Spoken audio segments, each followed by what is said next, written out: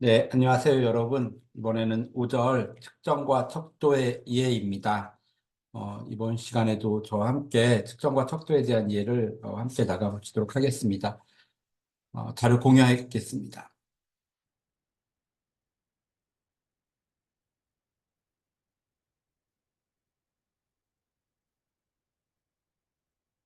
네, 이번 시간에는 우리가 측정이라는 개념, 척도의 개념, 그 다음에 조작적 정의와 개념적 정의를 좀 구분하실 겁니다. 그리고 시험에 굉장히 많이 나오는데 명목, 서열, 등간 척도, 비율 척도를 좀 구분하고요.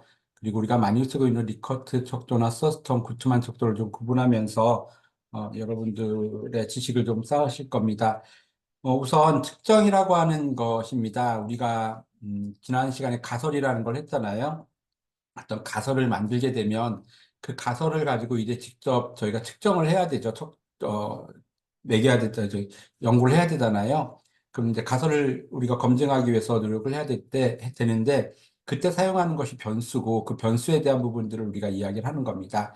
이 측정이라는 개념은 변수의 특성이나 양을 숫자로 표현하는 과정입니다. 그래서 연구에서 관찰된 데이터를 정량적인 정보로 분석합니다. 그리고 이런 변화라고 분석할 때 일정한 규칙에 따라 숫자를 부여하는 과정을 의미하고요. 연구 대상의 특성에 대하여 알고자 할 때 어떤 객관적 기준이나 규칙을 통해 수치를 부여함으로써 특성에 대한 명확한 이해와 의사소통을 가하는 행위를 말한다라고 저희가 할 수 있습니다. 아, 네, 측정의 주요 요소를 먼저 보면, 저희가 변수라는 게 있고요. 그다음에 척도, 조작적 정의, 개념적 정의, 이런 것들이 있습니다. 변수는 측정하고자 하는 특성이나 현상을 의미합니다. 네, 그리고 독립변인, 종속변인, 조절, 매개 변수 다양한 형태가 있죠. 우리 이거는 전 시간에 했습니다. 척도는 특정은 특정한 척도를 사용해서 이루어지며 변수의 특성은 수치로 변환하게 됩니다. 그리고 그 변환한 것을 가지고 우리가 이야기하게 되죠. 이거는 명목, 서열, 등간, 비율 척도 이런 개념들이 사용될 수 있습니다. 조작적 정의는요, 여기 이거 쳐주세요. 물론 뭐, 명목이나 서열 등간 비율은 매일 나오는 거기도 하지만, 매일 시험 문제 출제되기도 하지만, 네, 조작적 정의라는 개념은, 변수나 개념을 측정 가능한 용어로, 구체적인 용어로 정의하는 것을 얘기합니다. 연구에서는 이런 추상적인 개념을 실제로 관찰할 수 있는 구체적인 지표로 표현합니다. 이것을 우리는 조작적 정의라고 이야기합니다. 측정 가능한 형태, 뭐 예를 들어서 부유하다라고 하는 것, 그런 부분들은 우리가 얼마나 부유한지 모르잖아요. 그때도 얘기했듯이 이것을 우리는 뭐 소득 수준이 높다. 그럼 소득 수준이 높으면 얼마가 높은 거냐 이런 것들을 실제로적으로 관찰할 수 있는 구체적인 지표로 만들어 놓고 그것을 또한 용어로 풀어놓는 겁니다. 그래서 조작화라고 하는 건 이론적 개념을 측정할 수 있는 것으로 구체화하는 작업을 우리는 조작화라고도 이야기합니다. 반대로 개념적 정의라는 얘기가 있어요. 연구에서 개념이 가지고 있는 광범위한 기본적인 의미를 설명하고 연구의 방향과 연구의 범위를 정의하는 데 중요한 역할을 수행하기도 합니다. 네, 결국 사회과학 연구는 직접 측정할 수 없는 추상적인 개념과 그들 사이의 관계를 주제로 하면서 이러한 개념과 그것들로 이루어진 가설들을 실제 경험적으로 확인할 수 있는 경험적 변수들로 전환해 주는 작업을 우리는 사회과학 연구라고 이야기합니다. 네. 측정의 오류에 해당합니다. 우리가 아무래도 측정하다 보면 우리가 오류가 나타나잖아요. 우리 이 오류 어디서 들으셨죠? 네, 뭐 1종 오류, 2종 오류, 뭐 이렇게 또 가설을 검증하다 보면 나타나는 오류잖아요. 그리고 또 오류가 있었어요. 오차 오류가 있었습니다. 우리가 그 표집을 어떻게 할 때, 대상자들을 표집할 때 표집, 대상자들을 맞게 맞게 표본 추출해야 되는데 그러지 못할 때 우리는 또 오차가 발생한다. 또 질문지나 이런 것들 또 분석, 코딩 할 때 하는 것을 우리가 비표집 오차라고 이야기했고, 그 다음에 가설에서는 뭐 참인데 기각시키는 거나 기각인데 채택하는 걸 1종 오류, 2종 오류라고 이야기했잖아요. 예, 여기서 이제 측정 오류와 측정의 오류에 대한 부분입니다. 그래서 측정의 오류는 자료를 수집하거나 실험을 수행할 때 발생할 수 있는 문제들입니다. 크게 두 가지를 나누는데요. 체계적 오류와 비태계적 오류로 나타날 수 있습니다. 우선 태계적 오류라고 하는 것에 별표를 좀 치시고요. 태계적 오류는 특정 과정에서 일관되게 발생한 오류입니다. 항상 일정한 방향과 크기를 가져요. 그래서 실험 장비가 고장난다거나 사용되었던 잘못된 사용 방법, 특정 환경의 변화 등으로 인해서 발생할 수 있고요. 이런 오류, 실험 장비가 고장난 거 어떻게 해요? 오류의 원인을 파악하고 수정하는 것을 해결할 수 있고, 체계적 오류를 최소화할수록, 이런 특정 실험 장비를 잘 고칠수록, 특정의 타당성은 올라간다고 할 수 있죠. 비체계적 오류는요, 측정을 반복할 때마다 불규칙하게 나타나요. 예측이 불가능하므로 일관된 패턴이 없습니다. 측정 장비의 한계라든가, 환경적 요인, 관찰자의 주관적 판단 등에 의해서 관찰자가 주관적으로 판단하면 달라질 수 있잖아요. 이런 거에 발생할 수 있다. 통계적 방법을 사용해서 관리하고 여러 번 측정해서 평균값을 사용함으로써 평균값을 주관적 의견이 있다면 여러 번 해서 결과를 나타내고 그 값을 평균값으로 나타냄으로써 그 영향을 줄일 수 있다고 합니다. 그래서 체계적 오류와 비체계적 오류인데 이 문제가 전에는 나타나지 않았는데 최근 들어서 이제 또 나타나기 시작하더라고요. 그래서 설명을 좀 드렸습니다. 네, 척도의 개념이라고 합니다. 우리 특정된 값을 분류하고 정렬하기 위해 사용되는 규칙이나 기준을 얘기하고요. 사람이나 사물의 특성을 구체화하기 위한 특정 단위를 의미합니다. 연구자는 측정을 통해 추상적이거나 관찰하기 어려운 개념들을 구체적이고 정량화된 데이터로 변환하고요. 연구 질문에 대한 답을 찾고 이론을 개발하는 데 사용하기도 합니다. 이 척도의 종류는 우리가 명목척도, 또 서열척도, 등간척도, 비율척도 많이 들어보셨을 거예요. 시험 문제 한 번도 빠지지 않고 나옵니다. 그런데 명목척도라고도 하고 또는 측정이라고도 해요. 어느 교재에서는 측정이라는 단어를 사용하고 어느 교재에서는 또 척도라는 단어를 사용하기 때문에 여러분이 그때그때마다 정확하게 좀 잘 찾으셔야 될 것 같습니다. 명목척도는 가장 기본적인 척도로 수적인 개념이나 양적인 크기를 갖지 않습니다. 그러니까 명목적도가 뭐냐면 이름이에요, 이름. 이게 순위가 없어요. 예를 들면 이거죠. 우리가 성별이라는 것은 남자와 여자로 구분하잖아요. 근데 우리가 설문지에 입력할 때 어떻게 입력하시나요, 여러분들? 코딩할 때 남자는 1, 여자는 2 이렇게 입력하잖아요. 자, 1이라고 입력했기 때문에 남자가 더 순위가 높은가요? 여자가 순위가 낮은가요? 아마 제가 이걸 고집한다면 여기 계신 이 과정을 들으시는 분들의 우리 여성 선생님들은 뭐야? 라고 얘기하실 거예요. 그냥 단순히 우리가 구분하기 위해 써놓은 거지 남자가 더 높고 낮음, 순위가 높고 낮음에 이런 게 없잖아요. 그것처럼 순서나 순위에 관계가 없는 것을 우리는 명목이라고 합니다. 이름을 가지고 있는. 그래서 성별 또는 지역, 결혼, 유무 이런 것들을 좀 사용합니다. 서열척도는요, 이름을 가지고 있어요. 구분을 해줘요. 그런데 더군 더 나아가서 이들 사이의 상대적인 정도를 나타냅니다. 상대적인 정도. 그래서 어느 게 높은지 조금 나타나요. 예를 들면 그렇게 할게요. 우리가 어느 학교에 다니니?라고 물어보면 고등학교 다녀요, 초등학교 다녀요, 중학교 다녀요, 대학교 다녀요라고 이야기하죠. 이건 이름만 있는 거예요. 근데 교육을 얼마나 받았니? 교육 수준은 얼마나 됐니?라고 물어보면 초등학교 졸업보다 중학교 졸업이 더 교육 수준이 높죠. 중학교보다 고등학교 졸업이 더 높고 대학교 졸업이 높잖아요. 이것처럼 이름 간의 구별을 하지만 뭐를 가지고 있어요? 순위를 가지고 있어요. 그 순위를 매길 수 있는 거예요.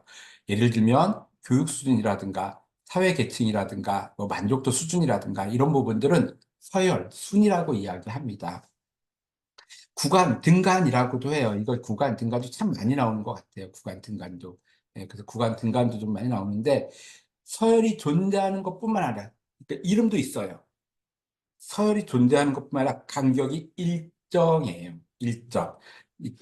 등간이라고 하는 건 동일한 간격으로 본다는 의미예요. 그래서 간격이 일정한데, 그 다음에 비율척도로 넘어갈게요. 비율척도. 서열적이며 등간적인 특성이 있어요. 여기도 똑같아요.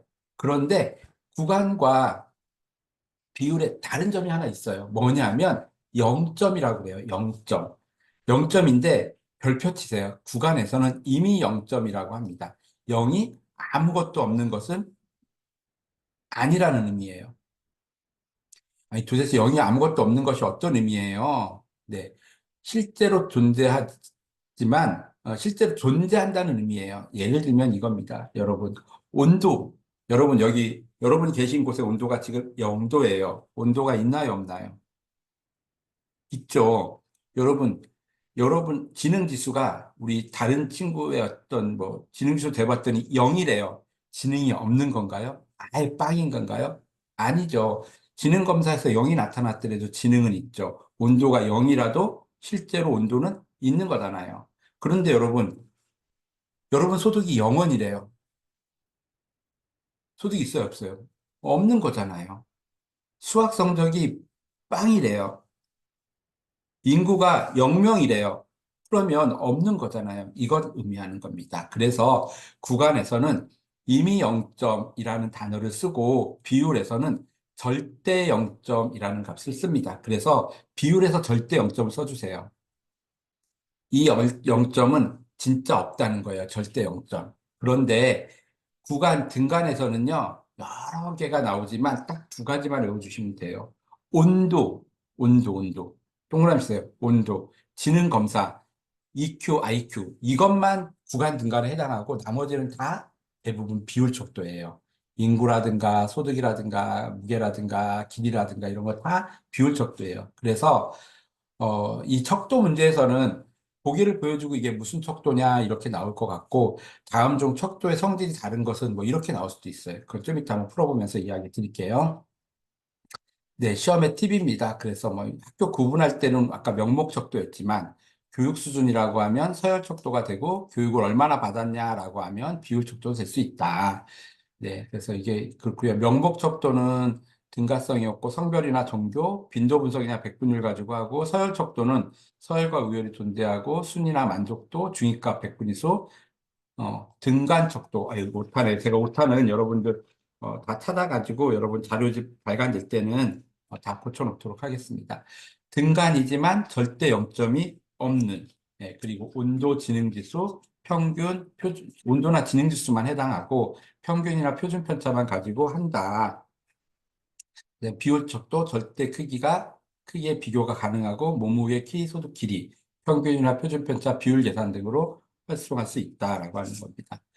이런 척도가 왜 필요하냐? 왜 필요하냐? 왜곡된 측정을 막을 수 있고요. 자료의 복잡성을 단순화시킬 수도 있고 또 하나의 지표로 측정하기 힘든 경우 복합적인 개념들을 측정할 수 있다라고 하는 겁니다. 무슨 얘기냐면 우리가 부모의 사회 경제적 배경이라고 하거든요. SES라고 하는데 이런 경우 부모의 학력과 소득순과 부모의 직위를 다 모아가지고 사회적 경제적 배경이 얼만큼 되냐라고 하는 것을 또 측정하기도 합니다. 네, 심리척도에 따른 구분이에요. 심리척도에 따른 구분인데 이거는 또 다른 구분입니다. 연구자가 어떤 태도나 이런 부분들을 가지고 이야기하는 건데 연구자의 개인의 태도, 의견, 선호도, 신념 등의 심리적 변수를 측정하고자 할 때 사용하기도 하고 주관적 평가를 정량적 데이터로 변환하는 데 도움을 주기도 하고요. 특정 가설을 검증하거나 이론을 개발하는 데 사용하고 자료 수집과 분석 방법을 결정하는 중요한 요소라고도 합니다. 우리 여기 많이 들어보신 거예요. 리커트 톡도 많이 들어보셨죠? 다양한 응답자의 강도를 측정하고 해당 항목에 대한 측정치를 동그라미 써요. 합산하여 평가 점수를 얻는 겁니다. 문항에 대한 응답의 반응 차이를 조사해서 개인적 차이를 밝히는 응답자 중심 또는 피용자 중심 척도라고도 합니다. 사회조사에서 가장 널리 많이 사용되고요. 일반적으로 5점 척도나 7점 척도로 사용한다고 합니다. 그리고 중립적인 문항보다는 긍정이나 부정을 확실히 표현할 수 있는 문항으로 구성된다고 하네요. 네, 여러분 많이 보신 거예요. 이런 것들. 매우 그렇다, 보통이다 이런 거 있잖아요. 네, 이걸 리커트 척도라고 합니다. 서스텀 척도는요, 가장 대표적인 단어가 요겁니다. 우호적인 태도와 비우호적인 태도를 어떻게 양극단에 놓고 선택하고 하는 겁니다. 척도 간의 간격이 일정하다고 전제하고 있으므로 등간 척도에 해당합니다. 그러나 그 개념을 잘 표현할 수 있도록 문항을 선택하기 어렵고 밑줄 치세요. 주관적 계례가 포함될 수 있으며 척도를 구성하는데 많은 시간이 소요돼서 널리 사용하지 않습니다. 서스턴 척도는 이렇게 생긴 거예요. 이렇게. 아까 극단적이라고 했잖아요. 모든 대등 매트는 유의하다. 반대 탄성. 이렇게. 근데 이렇게 설문지를 하는 경우도 있고요. 요 반대를 요쪽으로 옮겨서 왼쪽 끝으로 옮겨서 왼쪽에 반대, 오른쪽에 찬성, 뭐 이렇게 둬서 양쪽으로 택하는 경우도 있습니다. 이 척도값 같은 경우는 이제 이 문항의 질문값의 좀 비율이에요. 그래서 뭐 대중매체 의식에 대해서 우리가 좀 조사한다라고 한다면 여기 이제 찬성하는 거 있잖아요. 뭐 2.5점, 뭐 1.0, 1.5점을 합쳐가지고 이 사람의 처음 점수는 몇 점이야? 이렇게 이제 이 전체 조사의 집단의 점수는 몇 점이야? 이렇게 하기도 합니다. 근데 어쨌든 서스턴 척도에서 여러분이 가장 아셔야 될 건 우호적인 태도와 비우호적인 태도를 어떻게 양극단에 두고 있다라고 보시면 될 것 같아요. 거트만 척도예요, 거트만. 거트만 또는 구트만이라고도 합니다. 거트만 또는 구트만. 누적 척도의 일종으로 대상의 속성이나 태도를 측정하고자 개발된 문항들이 단일 차원의 서열을 가졌는지를 확인합니다. 서열이 있는지. 그리고 자극을 동시에 측정하겠죠. 서열을 가졌는지를 확인하고 동시에 측정하기에 문항들이 단일 차원에 속하는지를 확인하는 건데 이거는 보기가 더 좋아요. 보기가. 예를 들면 이겁니다. 당신은 술을 마시나요? 예. 한 달에 한 번 이상 마시나요? 예. 또 일주일에 예. 일주일에 세 번 예. 매일 마시나요? 예. 그 알코올 중독이죠. 그죠? 이렇게. 근데 예를 들어서 여기서 제가 아니요라고 했으면은 2번부터 다 표시할까요? 안 할까요? 술을 마시나요? 아니요. 그럼 안 하잖아요. 그래서 1번까지 질문 답한 사람이 몇 명이고, 2번까지 답한 사람이 몇 명이고, 3번까지 답한 사람이 몇 명이고, 이렇게 누적해서, 누적해서. 그래서 누적 척도 일종이라고 이야기를 하는 거고요. 이렇게 하는 것을 겉트만 또는 굿트만이라고도 합니다. 여기까지가 측정 척도의 이해입니다. 또 5절에 대한 부분인데, 여러분 또 잠시 정지. 하셨나요? 정지. 네, 그리고 여러분 이제 기출문제 한번 풀어보시고 다시 오시기 바랍니다. 다시 한번 정지하시고 오세요.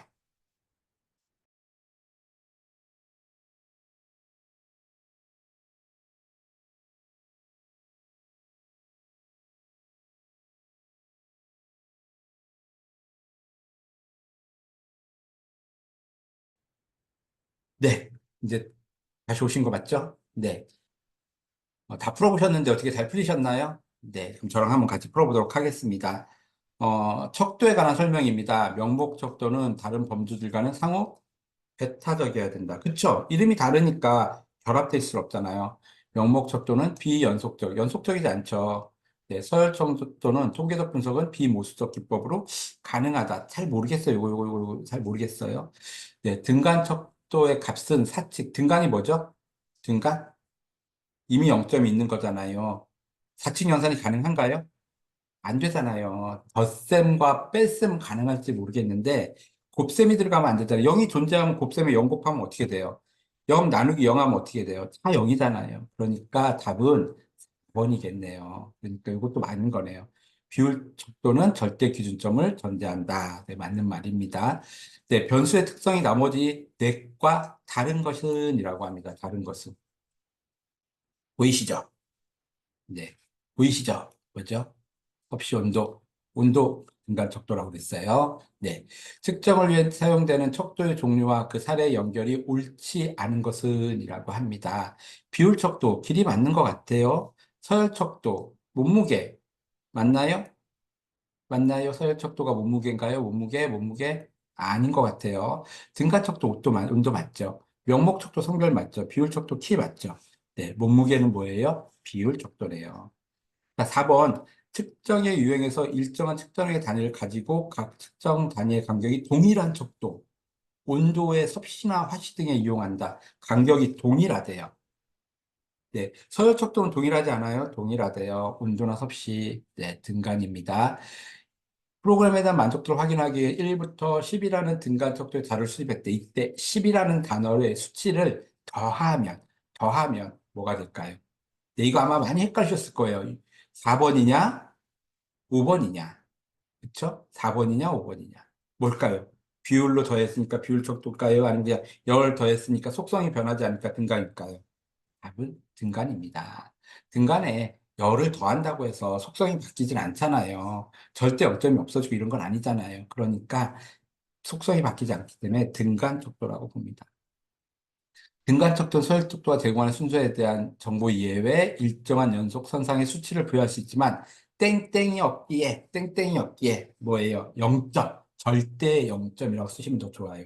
절대 0점이 없기에 가감수 연산 이외 연속된 수치간 비율을 구할 수 없다. 이거 무슨 척도예요? 등간척도. 요 단어 한번 기억해 주세요. 등간척도. 여러분 이거 주관식에 나올 때 등간척도는 하고 가로를 넣고 땡땡은 서열척도가 땡땡땡땡 절대 0점을 구할 수 없다. 뭡니까? 하실 수 있죠. 네. 연구자가 측정하고자 하는 대상에 부여된 수치나 구간의 순위 매김이 기능을 수행하고 동시에 자체적 자의적이 확고한 0점을 기준으로 한대요. 확고한 0점. 이걸 우리는 절대 0점, 상대적 크기까지 구할 수 있대요. 무슨 척도예요? 비율 척도에 해당합니다. 자, 비율 척도끼리 맞게 짝지어진 것은 네, 성별 아니죠. 온도 아니죠. 운도 아니죠. 종교 아니죠. 그러니까 뭐가 답이에요? 답은 1번이겠네요. 네, 9번. 땡땡 척도는 연속성상에서 개인의 태도가 어디에 위치인지를 파악하기 위한 것으로 측정하는 것으로 정의적 특성을 여러 단계로 구분하여 주로 5점 척도가 사용된다고 합니다. 5점 척도 뭐예요? 이 커트죠. 네, 10번은요. 특정 사실에 대한 태도의 근거에서 등 간격성이 유지된대요. 유사 등간법. 잘 모르겠어요. 사실을 진술하는 문항을 가능한 많이 제작하고 각 문항들의 범주에 따라 점수를 배정하게 하여 평균값이나 중앙치로 환산한대요. 본값을 바탕으로 문항에 대해서 우호에서 비우호에 이르기까지의 척도값이 정해진대요. 우호에서 비우호까지. 그래서 이거 뭐예요? 서스턴 척도입니다. 서스턴 척도. 네. 12번, 11번입니다. 이거는 조금 별표를 해 놓으시고요. 이 작년에 처음 나왔는데 이것까지를 여러분들한테 소개해 드려야 될까 말까 고민을 많이 했어요. 그런데 안 해드렸어요. 하나의 연속성을 지닌 문항들로 인종과 민족, 사회적 가치 등의 거리감을 측정하려고 할 때 적당한 측정 방법은이라고 했는데 이거 사회적 거리 척도법입니다. 사회적 거리 측정 척도법. 그런데 중요할 것 같아요. 이거 23년에 이렇게 객관식으로 나왔으니까 24년서부터는 주관식으로 나오지 않을까 이런 생각을 한번 해봅니다. 그래서 여러분 주관식으로 한번 기억해 놓으시면 어떨까 싶습니다. 예. 네, 그 다음에 12번하고 13번은 저희가 학습했던 체계적 오류, 비체계적 오류에 대한 부분입니다. 어떤 구성의 값을 측정 도구를 이용하여 측정한 경우 반드시 실제 값을 제대로 측정하였다고 할 수 없다. 측정 값에는 두 가지 오류가 포함될 수 있기 때문에 이들 중에 측정 도구 자체가 잘못됐대요. 그러면 이거 고칠 수 있다는 거잖아요. 뭐예요? 체계적 오류입니다. 밑에 거는요, 어떤 구색 특성도를 이용하여 수정한 경우 수정과 예측 불가능한 변동한 오류. 이런 오류는 특정 환경이나 특정 시 발생하는 무작위적인 요인들에 의해서 발생할 수 있대요. 이건 뭐예요? 이 오류를 줄 때 일반적으로 여러 번 측정해서 평균값을 정하는데요.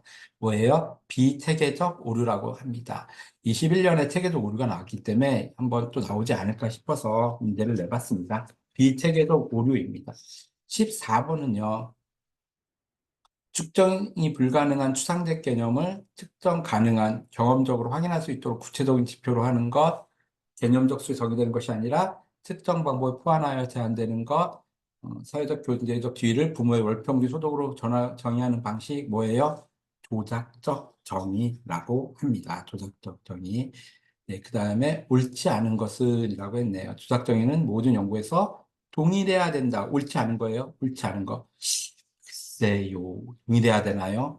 패널 연구를 통해 대상의 변화를 확인할 수 있고 요인 분석, 통계 분석 시 요인 관련된 이론들 그걸 요인의 수를 정하고 삼각 검증의 실정 연계 순서 인정하는 방법이고 검사의 신뢰도가 높다 타당도 높은 것은 아니고 네, 그것은 되게 어려운 문제에 해당할 수 있는데 답은 의외로 간단합니다.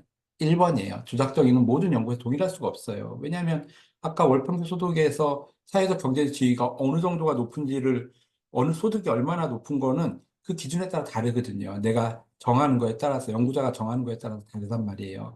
그렇기 때문에 모든 연구에서 동일할 필요는 없습니다. 15번은 1번이고요. 나머지는 다음에 한 번 더 기회가 되면 설명하도록 하겠습니다.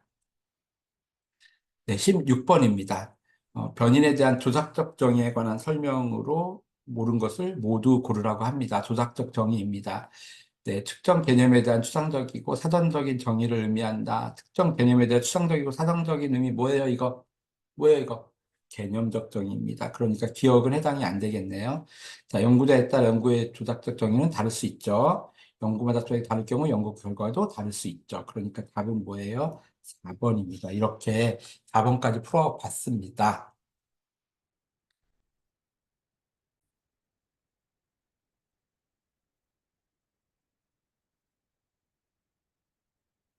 네, 이렇게 여러분 이제 5절, 5절까지 왔네요. 이제 한 3분의 1 좀 넘으신 것 같아요. 음, 공부 잘 하고 계시죠? 계속 말씀드리지만 저희 목표는 60점 이상입니다. 그러기 위해서는 조금 시간을 투자 좀 하셔야 될 것 같아요. 제 강의 들으시면서 시간 조금씩 조금씩 투자하셔서 올해 반드시 합격하는 걸로 그렇게 하시죠. 여러분 합격하실 수 있도록 연구 방법론만 지금 강의하고 있지만 여러분 시험 다가올 때쯤이면 문제풀이반도 매년 개설하고 있거든요. 문제풀이반 통해서 여러분이 더 합격에 다가가실 수 있도록 제가 만들어 드릴게요. 저 믿고 여러분들 같이 해주시면 올해 충분히 좋은 결과 일어날 수 있습니다. 여러분 오늘도 수고하셨고 또 다음 시간에 뵙겠습니다. 수고하셨습니다.